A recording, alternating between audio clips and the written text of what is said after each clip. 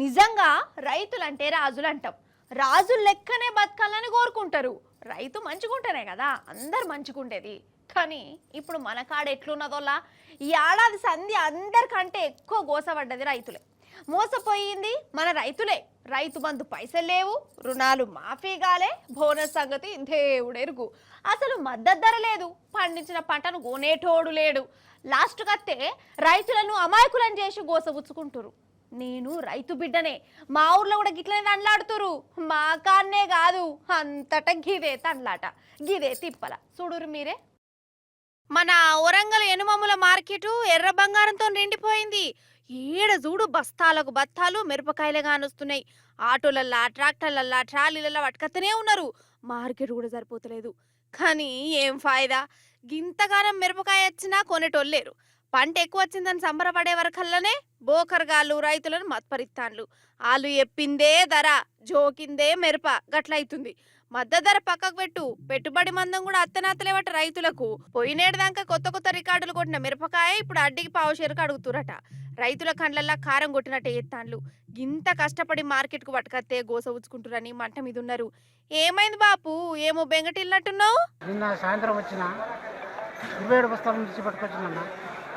27 బస్తాల మిర్చి పట్టుకొస్తే నాది 11,600 రూపాయలు పడ్డదండి.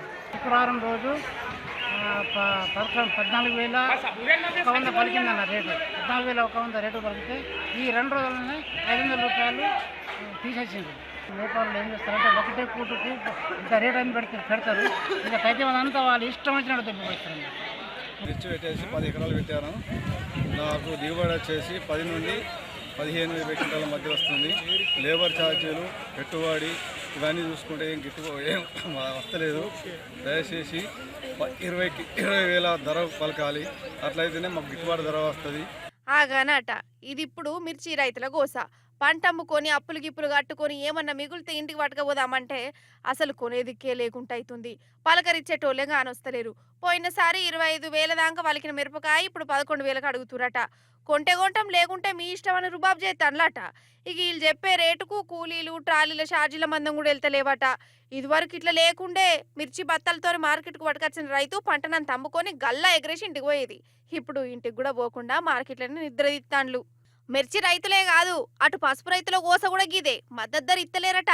తాపకో ముచ్చట చెప్పి దోకా చేస్తాన్లట. అందుకే నిజామాబాద్ జిల్లా పసుపు రైతులు రోడ్ల మీదకి వచ్చి ఒక ఇట్ల ధర్నాలు చేసిరు. ఈ తాత ఏమంటుండో ఇనుర్రి.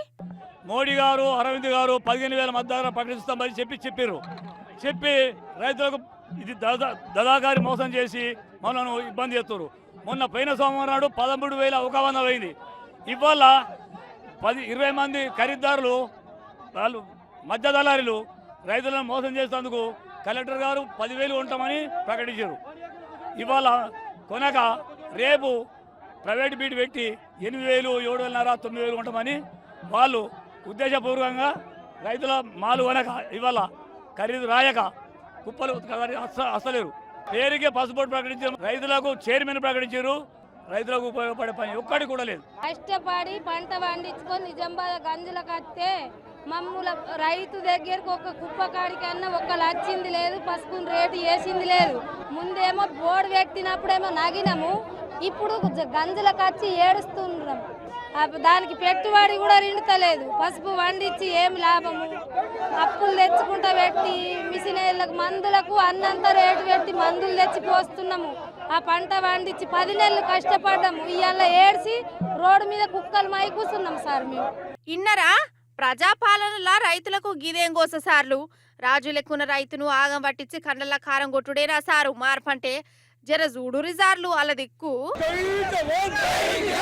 రైతుల ఐక్యత